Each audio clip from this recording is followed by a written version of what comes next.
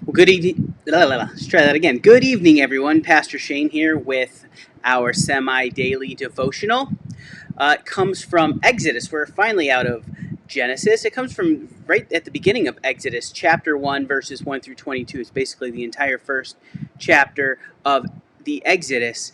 And I'm not going to read it all, but it is the story it's sort of like the preamble, the prelude to Moses coming on the scene in the story of the Israelites.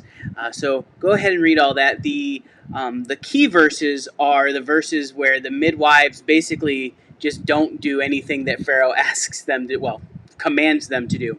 It's verses 17 through 19 where it says, from the Voice translation, it says, "But the midwives respected God more than they feared Pharaoh. So they did not carry out the Egyptian king's command. Instead, they let all the boys live."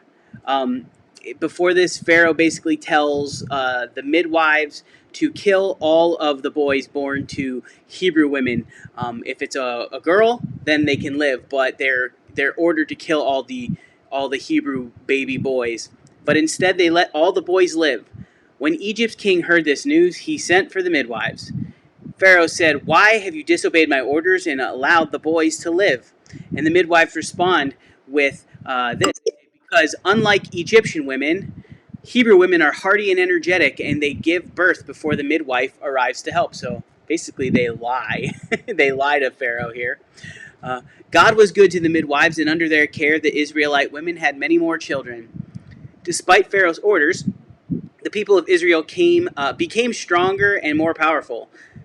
Because the midwives respected God, he blessed them with families of their own. In response to the rapid growth in the Hebrew population, Pharaoh issued a command to his people, and basically he gives that command again, where all the Hebrew boys are to be killed and all the Hebrew girls they can live.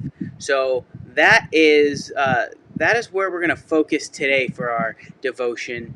Over at clergystuff.com, it says Sipra and Pua, the two women who are rarely mentioned, are so critical to God's plan. These were the names of the midwives who risked everything to save the Hebrew boys.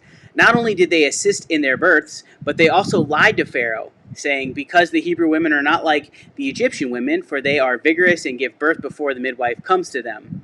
These were not Hebrew women, but they played an important role in God's plan for the Israelites. If not for these women, it's possible that in this narrative, Moses never, ever gets born.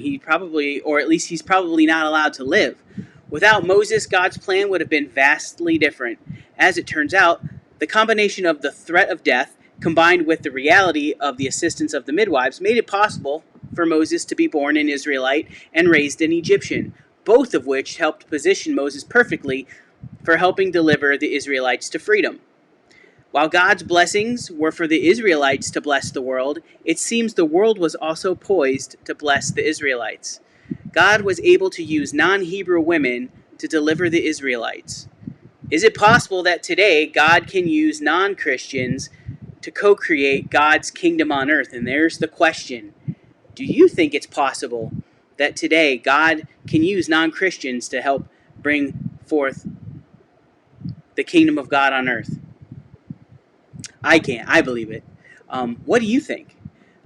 I think yes. I see it all the time, actually. There are a great many organizations out there that are not religiously based that are doing great work, what we would consider kingdom work. So I always say this to people. We should be very, very slow to judge people based on not being Christians, on their worth or their goodness, because you don't have to be a Christian to be good. Now, if you're a Christian, you ought to be, but you don't have to be in order to be a good person. And I think if we can get outside of equating Christianity and goodness, or a lack of Christianity and badness, I think we will get a lot further in bringing forth the kingdom of God, helping bring forth the kingdom of God. That's my opinion. I think, I've done a lot of study on this, so I think it's the right one. But what do you think? What do you think about it? Do you think that God can use non-Christians for kingdom work? Let me know down in the comments below. I hope you're having a good day. If you're not, I hope it gets better. If it doesn't, there's always tomorrow. See you then.